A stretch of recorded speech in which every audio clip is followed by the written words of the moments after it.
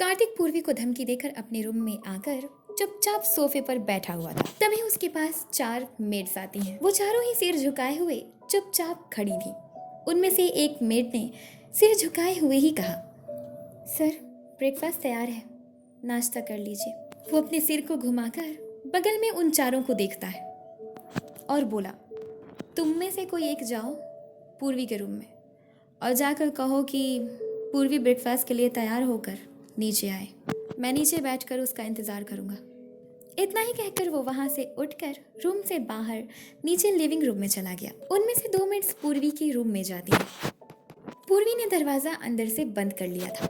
उनमें से एक मेड दरवाजे को नॉक करते हुए बोली, मैम आपके लिए नाश्ता है, प्लीज़ दरवाज़ा खोलिए। पूर्वी अपने बेड पर बैठकर चुपचाप रो रही थी। उसने जब मेड की आवाज़ सुनी तो वो अपनी आंखों को साफ करके उठकर जाकर दरवाज़ा खोलती है। वो दरवाज़ा खोलकर 2 कदम पीछे हटी और उन दोनों मेड्स को देखते हुए बोली, मुझे नाश्ता नहीं करना, आप लोग चले जाइए। तभी उनमें से एक मेड ने पूर्वी को कहा, उसे देखते हुए, मैम सर का ऑर्डर है, आपको नाश्ता करने के लिए तैयार होकर नीचे आना होगा। पूर्वी उस पर चिल्लाते हुए बोली, मुझे नाश्ता नहीं करना है, सुना नहीं आपने? जाकर बोल दीजिए अपने कार्तिक सर से मैं नीचे नहीं आऊँगी, और अगर वो यहाँ आने की कोशिश करता है तो इस बार मैं उसका मुंह तोड़ दूँगी। वो दोनों मेड्स वहाँ से नहीं गईं क्योंकि वे जानती थी वे बिना पूर्वी के अगर नीचे जाती तो कार्तिक उन्हें जॉब से निकाल देता। फिर पूर्वी उन्हें देखते हुए बोली, आप दोनों अब तक यहीं खड़ी हैं, प्लीज़ जाइए, मुझे नाश्ता नहीं करना। तभी उनमें से एक मेड ने सिर झुकाए हुए कहा, मैम प्लीज़ हमारे साथ नीचे चलिए, अगर आप नीचे नहीं आई तो सर हमें जॉब से निकाल देंगे। इतने पर पूर्वी बोली, तो मैं क्या करूं? आप ही लोगों को शौक है ना कार्तिक के पास काम करने का, तो अब भुगतिए। जॉब मुझसे पूछ कर लिया था कि आप लोगों ने इसके पास, या फिर मैंने पूरी दुनिया का ठेका लिया हुआ है सबको बचाने के लिए? हाँ, मैं अब किसी को सेव करने वाली नहीं हूँ, आप प्लीज़ चले जाइए यहाँ से। तभी पूर्वी ने मन में सोचा, ये मेड सही कह रही हैं, अगर ये मेरे बिना गई तो कार्तिक इन्हें नौकरी से निकाल देगा। वो दोनों मेड्स अभी भी सिर झुकाए चुपचाप वहीं खड़ी। पूर्वी उन दोनों को देखती है और फिर चलकर अपने बेड के पास आई। वहाँ से उसने अपने तकिए को उठाया और उन मेड्स पर चलाना शुरू कर दिया। वो एक एक करके सभी तकिए को उन पर चला रही थी। थोड़ी देर में उसने उस रूम में पड़े सामान को भी उन पर फेंकना शुरू कर दिया। फिर उसने टेबल पर रखे हुए एक कांच के पॉट को हाथ में उठाया और चिल्लाते हुए बोली, चले जाइए यहाँ से, और पॉट को उनकी तरफ फेंक देती है। वो दोनों ही साइड हट गईं और मन ही मन खुद को बचने का शुक्र मनाने लगी। वो दोनों ही मेड्स बड़ी बड़ी आंखें करके पहले पूर्वी को और फिर एक दूसरे को देखती हैं और दोनों ही वहां से भाग दोनों के जाने के बाद पूर्वी थक कर बेड पर बैठ गई और लंबी लंबी सांसें लेने लगी। इधर वो दोनों मेड्स डर कर सीढ़ियों से तेजी से नीचे जाती हैं।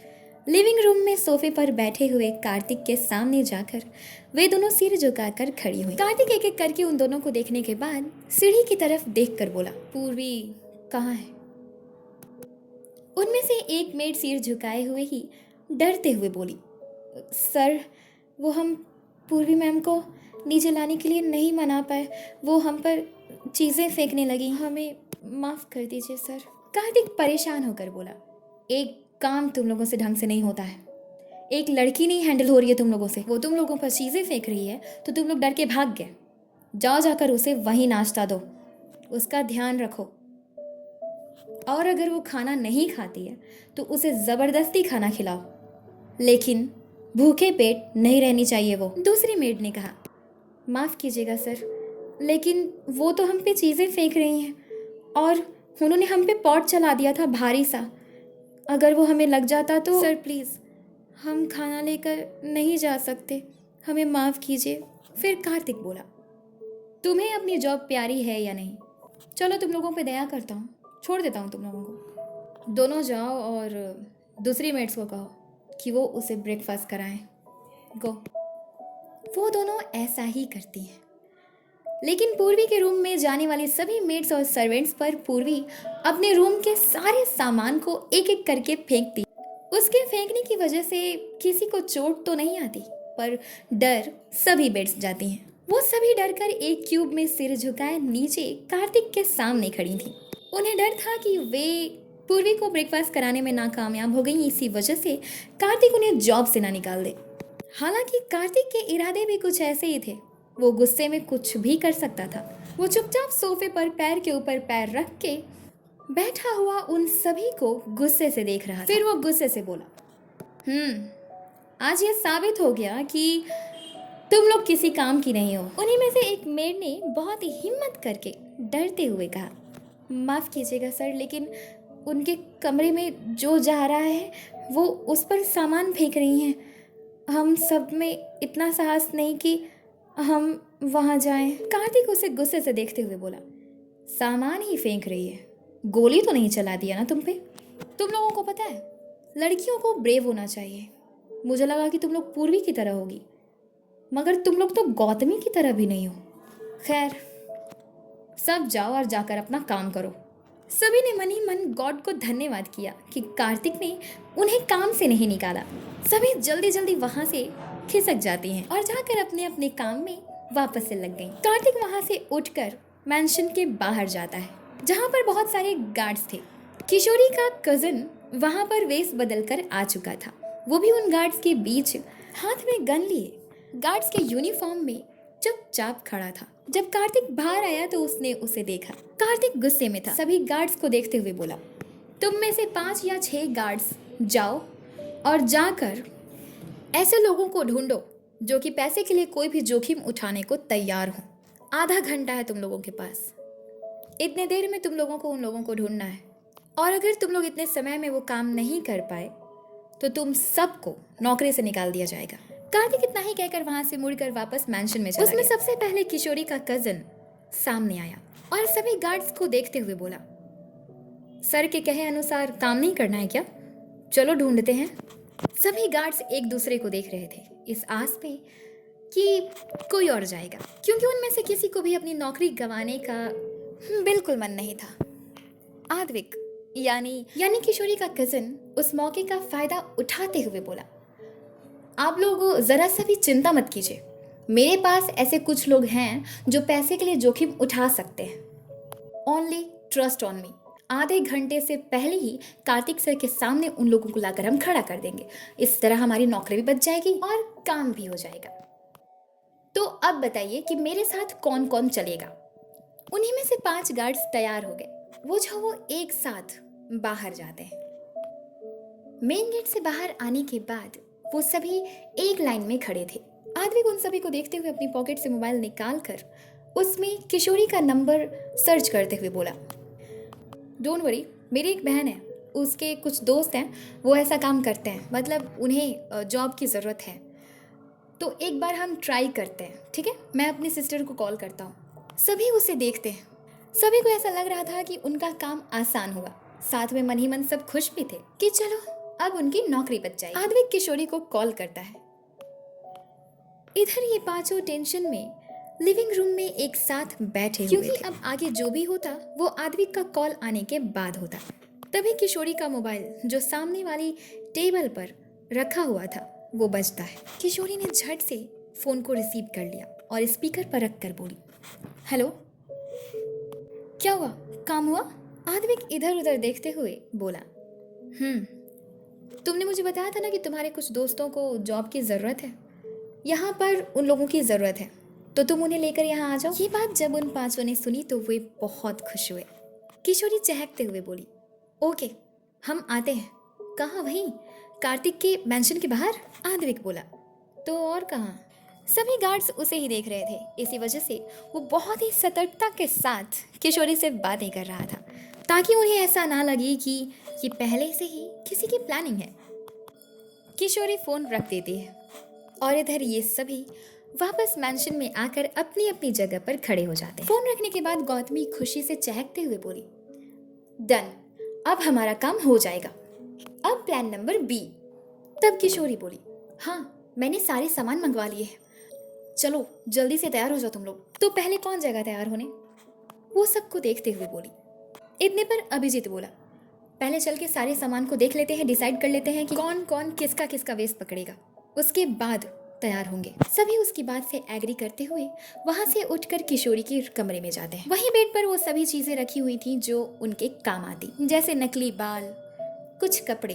इतने पर गौतमी बोली, मैं बनूंगी सिंपल साधारण सा लड़का और तुम तीनों लड़कियां बनोगे, क्योंकि तभी पहचान नहीं आ पाओगे, वरना वो कार्तिक ना पहचान लेगा। उन सभी सामान की मदद से वो चारों एक एक करके तैयार हो जाते हैं। गौतमी लड़के के वेश में थी।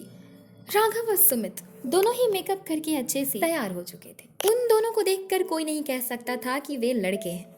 वे दोनों बिल्कुल भी पहचान नहीं आ रहे थे। अब बारी थी अभिजीत की, जो कि वॉशरूम में अभी भी तैयार हो रहा था। वो चारों उसी के बाहर आने का इंतजार कर रहे थे। थोड़ी ही देर में वो दरवाजा खोलकर बाहर आता है। वो पूरी तरह से तैयार हो चुका था। वो जैसे ही दरवाजा खोलकर उन चारों के सामने आता है, वो चारों ही नीचे से ऊपर तक उसे देखते ही रह जाते हैं, क्योंकि अभिजीत पहचान न आने के साथ साथ एक बहुत ही खूबसूरत सी लड़की लग रहा था। उसने लंबे बाल लगा रखे थे, बहुत अच्छे से मेकअप कर रखा था और लड़कियों के कपड़े पहन रखे थे। इतने पर राघव और सुमित उसके दोनों तरफ जाकर खड़े होते हैं और उसे नीचे से ऊपर तक देखते हुए बोले। राघव बोला, वाह, इसमें तुम्हें कार्तिक तो क्या नहीं पता होता, हमें भी ना, तो हम भी तुम्हें नहीं पहचान पाते, है ना सुमित? सुमित उसे ध्यान से देखते हुए मुस्कुराते हुए बोला, इतनी खूबसूरत लड़की हमारे साथ रहती थी और हम पागल कहीं और ढूंढा करते थे।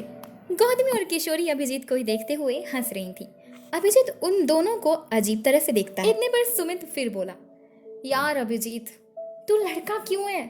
तू लड़की होता और मेरी गर्लफ्रेंड होता, और शर्माने लगता है। इतने पर अभिजीत उसके सिर पर मारते हुए बोला, बकवास बंद करो तुम, कुछ भी, हर अपने कपड़े को संभालता है। तब गौतमी बोली, हाँ अभिजीत, तुम इसमें बिल्कुल पहचान नहीं आ रहे, अब आएगा मजा। इतने पर किशोरी बोली, रियली तुम चारों बिल्कुल पहचान नहीं आ रहे, और अभिजीत तो पहचान ना आने के साथ साथ बहुत सुंदर लग रहा है, और चुपचाप अभिजीत को देख रही थी। अभिजीत उसकी बात पर उसे देखकर मुस्कुराया और बोला, ठीक है, तो अब चलें? सभी ने हाँ में सिर हिलाया। फिर सभी ने एक दूसरे को ऑल द बेस्ट कहा। सभी एक साथ उस रूम से बाहर आते हैं। बाहर लिविंग रूम में किशोरी की माँ सोफे पर बैठी हुई थी और किशोरी के पिताजी से फोन पर बात कर रही थी। उन्होंने एक नजर घुमाकर उन सबको देखा। वो देखकर दंग रह गईं। वो पांचों आकर उनके सामने खड़े हुए। वो उन चारों को बड़े ध्यान से देख रही थी और साथ में फोन पर किशोरी के पापा जी से बातें भी कर रही थी। हैरान होने के साथ साथ खुश भी थी। फोन को होल्ड पर रखकर बोली, क्या बात है, क्या लग रही है? पहचान ही नहीं आ रहा है कि कौन कौन कौन है। अब कहाँ चल दिए तुम लोग? अभिजीत बोला, वो हम अब कार्तिक के मैंशन जा रहे हैं। फिर उसकी माँ बोली, संभाल के जाना। लेकिन सभी थोड़े से आश्चर्य के साथ उन्हें देखते हुए बोले, लेकिन? किशोरी बोली, लेकिन क्या माँ? लेकिन तुम्हारी कार खराब हो गई है। किशोरी चौंकते हुए बोली, क्या? सब परेशान हो गए। किशोरी थोड़ी देर सोचने के बाद बोली, अच्छा, पापा की कार है ना, हम उससे चले जाएंगे। तभी उसकी माँ बोली, तुम्हारी कार पापा लेकर गए बनवाने के लिए, और पापा की कार आद्विक लेकर गया है। तभी किशोरी बोली, हे भगवान, ये आद्विक भैया भी ना जरा सा भी नहीं सोचते कि सबसे ज्यादा जरूरी हमें थी उस कार की। गौतमी बोली, और अब क्या करेंगे हम? सभी टेंशन में हो गए। तभी अभिजीत बोला, सब इतने परेशान क्यों हैं? ऑटो से चले जाएंगे हम। तब किशोरी की माँ कहती हैं, लेकिन ऑटो से देर नहीं हो जाएगा? किशोरी अभिजीत को देखते हुए बोली, माँ सही कह रही हैं अभिजीत, ऑटो से बहुत देर हो जाएगी, लगभग 4 बज जाएगा। यहाँ से मैंशन बहुत ज्यादा दूर है। किशोरी की माँ उन पांचों को देखते हुए बोली, पापा 3 साढ़े 3 बजे ही आएंगे, क्योंकि वो हॉस्पिटल चले गए होंगे। इतने पर अभिजीत बोला, किशोरी एक काम करते हैं, हम ऑटो से ही चलते हैं, 4 बजे पहुंच जाएंगे ना। वो अपनी बाई कलाई पर बंधी घड़ी को देखते हुए बोला, अभी तो 2:30 बज रहा है। फिर राघव बोला, हमने तैयार होने में ही बहुत देर कर दी। किशोरी बोली, चलो ऑटो से ही चलते। उन चारों ने जल्दबाजी में किशोरी की माँ को बाय कहा। वो पांचों जल्दी जल्दी अपने घर से बाहर निकले। बाहर रोड पर थोड़ी दूर आगे जाने के बाद उन्हें एक ऑटो मिला, जिसमें वो पांचों बैठकर चल पड़ते हैं कार्तिक के मैंशन की तरफ। वे सभी जैसे ही थोड़ी दूर ऑटो से आगे गए, ऑटो रुक जाता है, क्योंकि आगे रोड पर बहुत ही ज्यादा भीड़ लगी हुई थी। इतने पर राघव ऑटो वाले से बोला, क्या बात है, आगे इतनी भीड़ क्यों है? राघव भूल चुका था कि वो लड़की के कॉस्ट्यूम में है। लड़की के वेश में लड़के की आवाज सुनकर वो ऑटो वाला पीछे मुड़कर अजीब तरह से राघव को देखता है। सभी उस ऑटो वाले को देखने लगे। तभी बात को संभालते हुए गौतमी बोली, बताइए ना इतनी भीड़ क्यों है? पूछ मैं रहा हूँ, आप देख उसे रहे हैं। ऑटो वाला बोला, लेकिन अभी अभी तो इन्होंने। उतने पर अभिजीत लड़की की आवाज में बोला, आप एक बार जाकर चेक कीजिए ना कि क्या हुआ है और कब खत्म होगा ये। इतने पर वो ऑटो वाला निकलकर आगे जाकर किसी आदमी से पूछता जिसमें पता चला कि आगे एक एक्सीडेंट हुआ है और इस रोड को सील कर दिया गया है पुलिस की तरफ। फिर उस ऑटो वाले ने उस आदमी से पूछा कि आखिर भीड़ कब खत्म? तो उसने कहा कि लगभग 2 या 3 घंटे लग जाएंगे। वो वापस आकर अपने ऑटो में अपनी सीट पर बैठ गया और सामने देखते हुए बोला, मैम आगे एक्सीडेंट हुआ है, 2 या 3 घंटे बाद ही ये सब भीड़ खत्म होगा। वो पांचों ही बहुत परेशान हो गए। उन पांचों को इतना परेशान देखकर वो ऑटो वाला पीछे मुड़ा और बोला,